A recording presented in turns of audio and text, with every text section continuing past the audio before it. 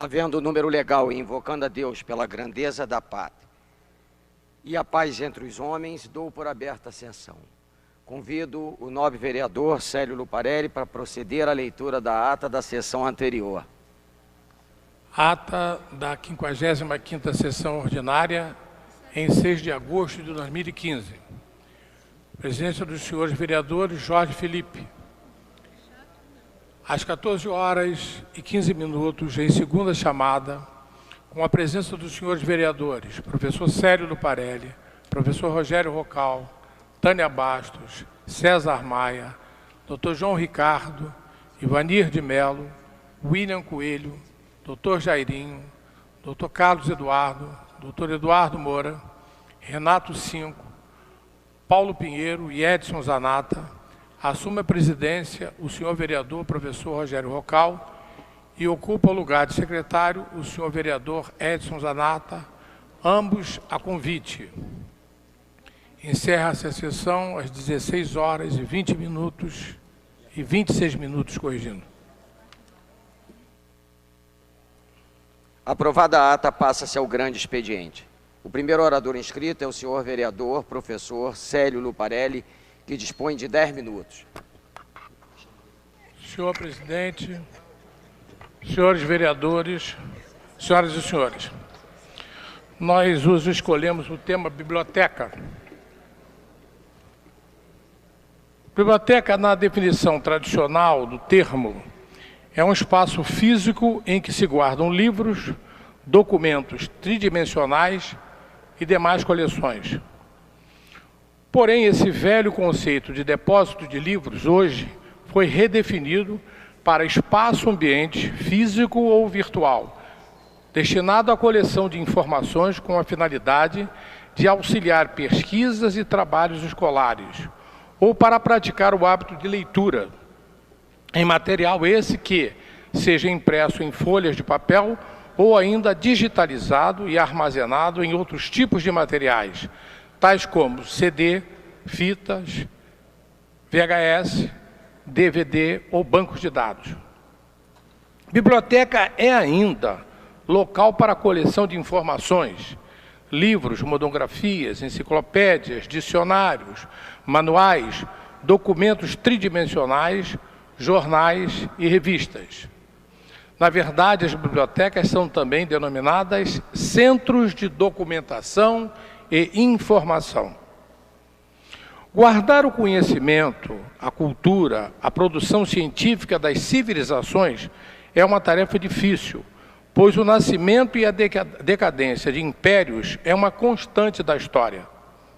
Nesse sentido, os mosteiros tiveram um papel fundamental.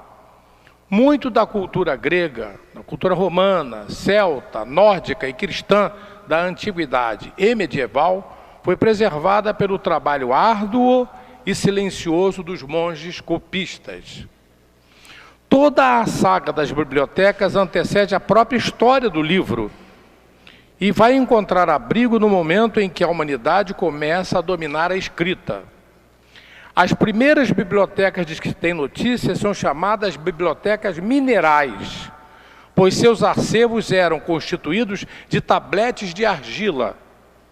Depois, vieram as bibliotecas vegetais e animais, constituídas de rolos de papiros e pergaminhos.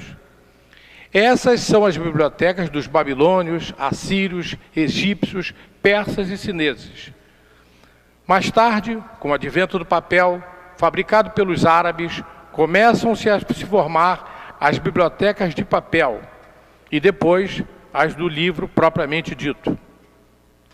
Os historiadores acreditam que a biblioteca mais antiga seja do rei Assurbanipal, século VII a.C., cujo acervo era formado de placas de argila escritas em caracteres cuneiformes. Mas nenhuma foi tão famosa como a Biblioteca de Alexandria, no Egito. Ela teria de 40 a 60 mil manuscritos, em rolos de papiro, chegando a possuir 700 mil volumes. A sua fama é atribuída, além da grande quantidade de documentos, também aos 3 grandes incêndios de que foi vítima. Em outubro de 2002, o governo do Egito inaugurou a nova Biblioteca Alexandria. Desta vez, um complexo cultural com bibliotecas, museus, áreas para exposições, centros culturais e um centro para convenções internacionais. A nova biblioteca adotou modernos recursos de tecnologia, além de ter a capacidade para até 8 milhões de volumes e lugares para 3.500 leitores. Mas outras bibliotecas também tiveram grande importância, como as bibliotecas judaicas em Gaza, a de Nínive, na Mesopotâmia, e a biblioteca de Pérgamo, que foi incorporada à de Alexandria antes da sua destruição. Os gregos também possuíam bibliotecas, mas as mais importantes eram particulares de filósofos e teatrólogos.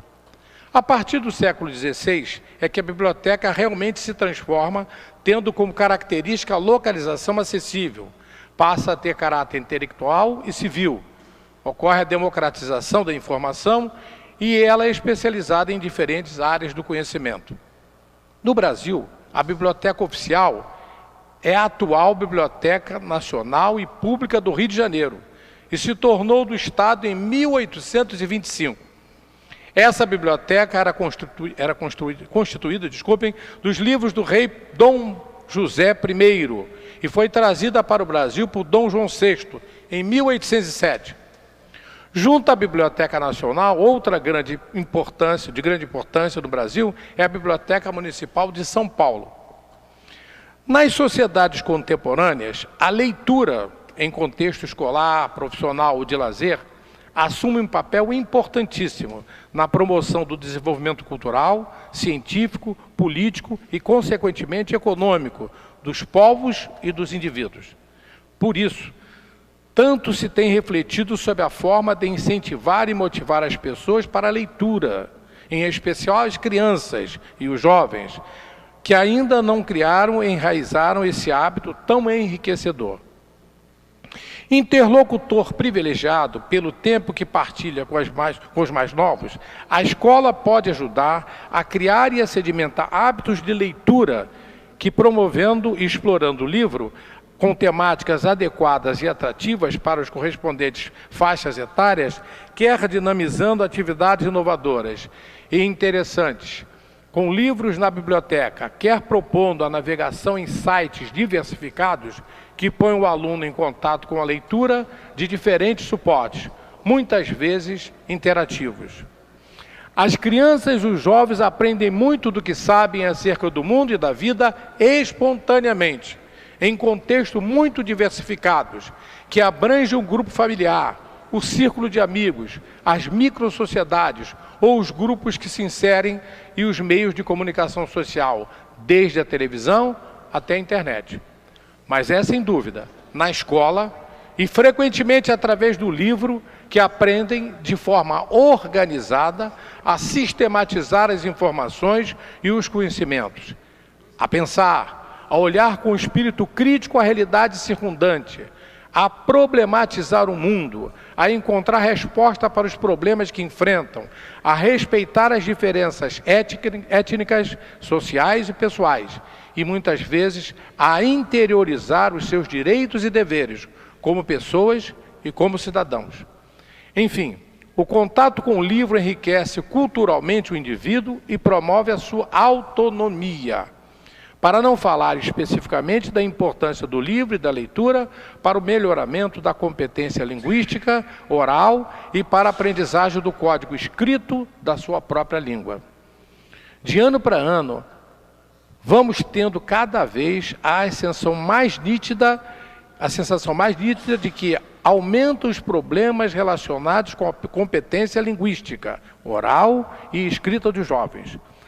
Problemas estes denunciados diariamente pela própria família, pelos meios de comunicação social e, claro, amargamente constatados por todos os professores.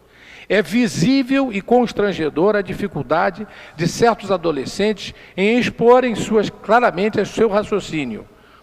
No âmbito da escrita já não são só os problemas ortográficos, mas é também o domínio deficiente da pontuação, da acentuação gráfica, da própria construção sintática da frase, bem como da construção de um simples texto. Nesse contexto, verificamos que é óbvia a importância do livro e da leitura como fonte de saber e de cultura, e como meio eficaz de aperfeiçoamento linguístico.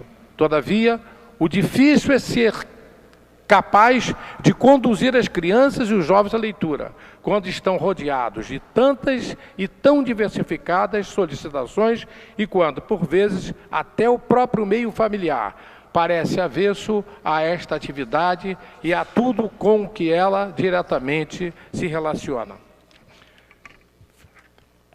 Senhor presidente, todo esse meu discurso está baseado em enfatizar a leitura, o livro e, portanto, a biblioteca. E o fundamento está aqui. No próximo dia 15 de agosto, às 9 horas, no espaço 23, em Vila Valqueire, realizaremos um encontro em defesa da Biblioteca de Jacarepaguá. Há 2 meses estamos colhendo assinaturas para encaminhar ao seu secretário municipal de Cultura e ao prefeito da cidade o abaixo-assinado para que verifique as condições inadequadas em que a biblioteca do bairro se encontra, com infiltrações nas paredes, colocando em risco os acervos bibliográfico e braille. As janelas que não podem ser abertas porque estão emperradas.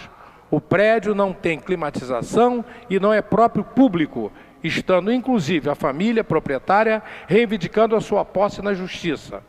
Tudo isso, nós esperamos que eles tomem as devidas providências, já que Jacarepaguá tem uma população que ultrapassa 600 mil habitantes, tem inúmeras escolas públicas e particulares e, evidentemente, necessita de uma biblioteca compatível com sua grandeza. E, para terminar, estamos certos de que o prefeito e o secretário municipal de Cultura ouvirão o apelo dos educadores e de todos os moradores responsáveis da região e resolverão a situação deplorável em que se encontra a Biblioteca de Jacarepaguá, o que possibilitará desenvolvermos o hábito da leitura. Um povo que lê se politiza. Muito obrigado, senhor presidente.